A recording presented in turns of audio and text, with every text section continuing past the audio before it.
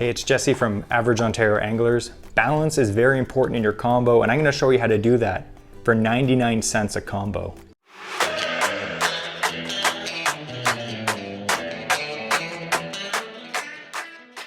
Now, this isn't a new hack or anything like that, but it's not something that I see a lot of people doing, which is a shame, because balancing your rod is very important, especially for fatigue in your wrist, but also to make your rod more sensitive. Now, I'm going to use this combo as an example. This is a 610 Mag Light drop shot rod, and it balances perfectly, as you can see, on a Stratic 2500. Now, what happens when you want to use a longer rod with the same reel? So 2500 and 3000 size reels are pretty much the norm for freshwater spinning reels. And the trend too for reels these days is to get lighter and lighter. Think of reels like the Shimano Vanford or any of the Daiwa to Tula LT reels that are just getting lighter and lighter. These reels weigh like 6.5 ounces or less. And putting them on a longer rod, as you may need for a specific technique, I'm just thinking that a lot of people are fishing combos that aren't balanced whatsoever. Now, the other thing too to talk about quickly is more expensive rods balance better. So if you're fishing like, a G Loomis NRX $800 rod, of course it's gonna balance better, but let's be serious. Very few people actually fish those because it's out of most people's budgets.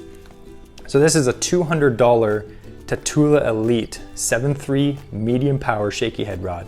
Now, if I wanted to use this same 2500 size reel, the balance point, I see a lot of people holding this, the balance point being here. That's not the balance point. That's only the balance point if that's where you hold the rod, which that's not gonna happen. So for me, I'm gonna hold the rod like this. The balance point is actually right there. So as you can see, that rod, since it's longer, it just wants to go down. So if you're using a technique where you're actually holding the rod up like you're drop shot fishing or something like that, it can be fatiguing, and it may not be a lot of weight, but it does make a difference. So again, go to your hardware store, buy these. They're called rubber leg tips. They cost about $3 or $4. I got the 1-inch size for this particular rod. On the Daiwa rods, a 1-inch size is the right size. And what you're gonna do, I took the quarter out, but you're gonna put this on. And now I weighed these on my scale. They weigh about 1 ounce. So the same place, I'm gonna hold the rod. You can see that it balances perfectly now. Now, it doesn't look that bad. If you're into cosmetics, don't do this tip, but I guarantee if you don't worry about what it looks like down there, no one else really cares, it's gonna make your rod a lot more sensitive. Now, you can also add more weight to make your rod a little more sensitive for techniques where you actually hold the rod up. Like I was saying, if you're drop shot fishing and your rod is constantly up high, add an extra quarter or a washer, whatever. You're gonna put that on the tip there, right on the butt. Now the same balance point, the rod is gonna have a slight gravitation to go upwards. Now, it may not sound like a lot, but it makes a big difference over the day. Now that's just one combo. And another thing you could do as well is you could add a bigger reel, which is what I normally would have done. This is a 4000 size Stratic. It actually balances perfectly on this longer rod. But if you don't have a 4000 size reel, I'd rather spend 99 cents and balance the rod than buying your reel, right? Another combo that has dramatically helped how the combo has felt for me. This is my jig combo. This is a Megabass Levante Braillist. It's a 7.5, so again, it's a longer rod. And the 7.5, what I did, because I know it's a longer rod and I wanted to balance it, is I put a Corrado 200 on it. Now, Corrado 200 is by no means a lightweight bait casting reel. I think it's 7.6 ounces or something like that. Compared to a lot of other reels that I own that are well under 7 ounces, the extra weight, I'm hoping, would balance the rod better, and it did.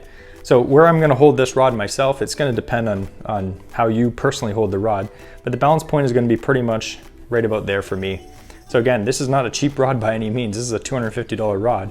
And of course, because it's longer and it's a heavier rod, it just does not want to balance.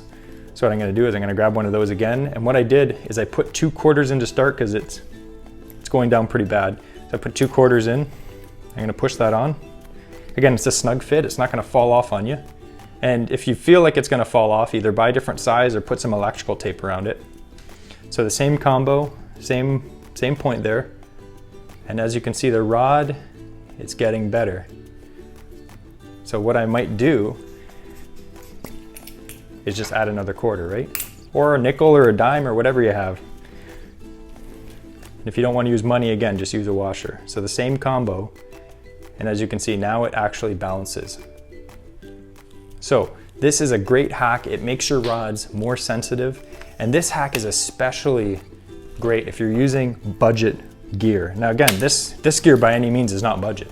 A $250 rod is not a budget rod for most people. But if you're using a less expensive rod that costs, you know, less than $100, this tip is amazing. It just helps your rod be more sensitive and helps your fatigue during the day. Now, one thing that this tip is really good for is centerpin fishing. Now, living in Ontario, we centerpin fish all the time in the spring and the fall, and you're talking about rods that are, you know, 11, 12, 13, 14 feet long. So of course, they're not gonna balance at all. Now, we, of course, talking from experience, we've had the privilege of owning some very expensive rods like G. Loomis float rods, and they balance great. You don't need to use any balancers or anything on them. But again, I'm gonna take this off. Those rods are also $700, $800, $900. So most people, most average anglers do not have that much money. And I mean, I cut my teeth using cheap steelhead rods for years. For years, I was using a Fenwick HMX float rod, which is I think 130 bucks. And that thing did not balance at all. So I know where I'm coming from by saying that cheaper rods, they don't balance at all. So this is a 13-foot light. This particular rod is cheap, 120 bucks. I've got an Okuma raw on that. And as you can tell, I'm gonna hold the rod like that. This rod does not want to balance at all. It's so long. There's so much ahead of this point, this balance point, that there's no way it's gonna balance. So this is the actual balancer kit from Bass Pro. These cost like 10, 12 bucks. That's why I really like using these. They cost $3, $4 for 4. So these are bigger though, so I like them on the float rods. So the same combo.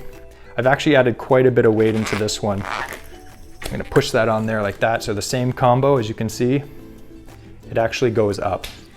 Now again, you can tweak the weight. I prefer it to slightly go up because when you're float fishing, you're generally holding the rod up to keep the line off the water. This makes a rod that feels like garbage or just is so heavy, it makes it feel so much better. Now, you are adding weight to the combo, yes. If that bothers you, you should start doing some push-ups because honestly, from my experience, having a combo that bounces better is better than having a lightweight combo that's not balanced. It's all in the wrist. If your wrist is tired and you're just holding that rod all day, like when you're flow fishing, I'd rather have a few extra ounces on the butt just to hold the rod up. It makes it so much easier. So that's just a quick hack on how to balance your rods for super cheap. So if you do this, or if you do it and it works out for you, comment below. I'd love to hear what you think.